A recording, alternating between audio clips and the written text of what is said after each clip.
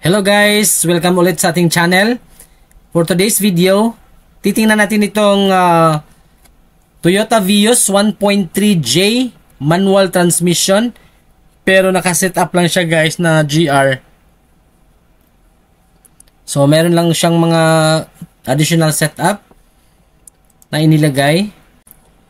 Yung price po pala nito is 732,000 pesos SRP. 5-speed manual transmission. And ito naman yung setup niya guys, amounting to 251,226.86. So kasama na din yung subwoofer sa loob, yung sound system, yung body skirt, and yung spoiler sa likod.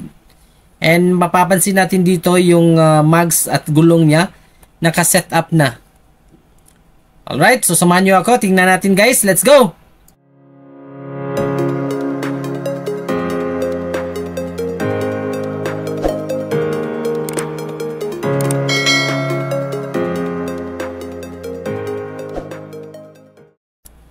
Alright, so dito sa side profile, mapapansin natin yung sticker parang pang racing.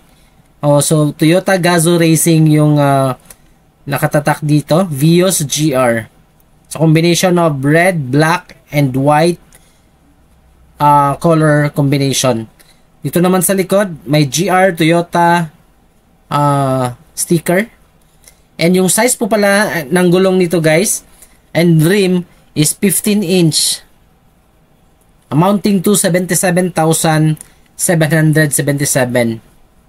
Kasama na doon sa package kanina na ipakita natin. And then, kasama na din yung spoiler.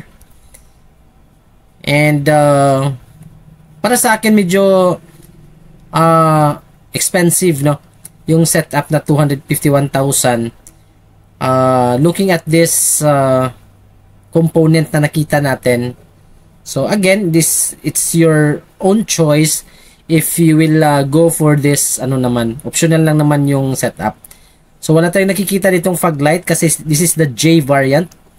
Pero dito sa front, it's a combination of matte black finish. So, ito lang talaga yung J variant na nilagyan ng mga component or setup. So, ito yung design ng rim, 15-inch.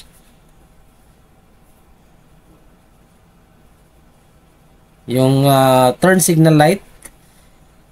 Sa side mirror, naka-matte black finish. Same din dito sa handle.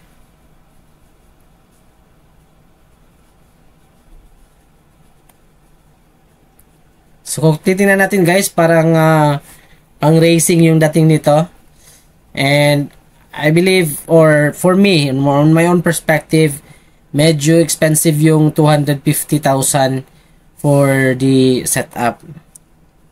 So, yung antenna hindi naka-shark fin. And meron tayong nakikita ditong malaking spoiler sa likod. Meron na din siyang sensor, dalawang sensors dito sa likod.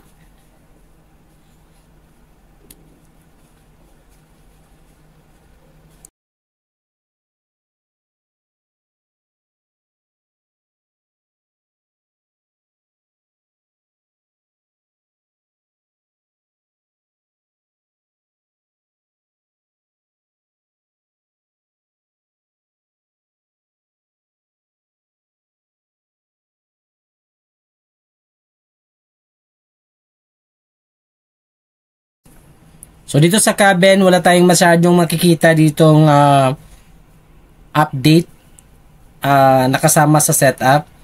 Same pa din for the J variant. Ito yung standard.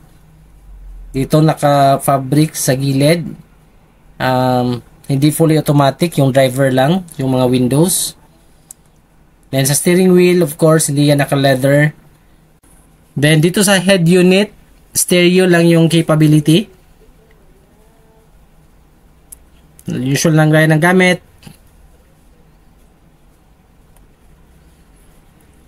Yan yung subwoofer nakasama doon sa package. So, yung ini-expect natin na maganda din yung sound system nito. Meron na siyang traction control for this J variant. So, wala tayong nakikitang basic controls dito sa steering wheel.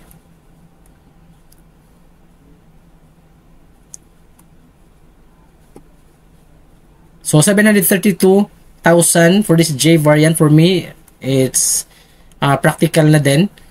Considering na Vios and manual transmission. So, naka-fabric yung upuan. Meron tayong nakikitang socket dito. Of course, yung handbrake, manual. Black and parang may gray accent. I mean, silver accent yung upuan.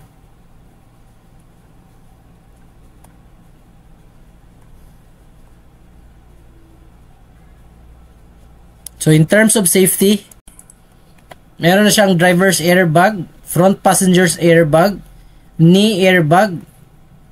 This J variant also has EBD or the electronic brake distribution, the anti-lock brake system with EBD and brake assist, stability control, electronic door locks, ISOFIX. So, ito yung subwoofer. Kicker po yung brand. So, kung mahilig ka sa music, so, I believe matutuwa ka dito sa output nito ng music of this kicker. So, the third brake light.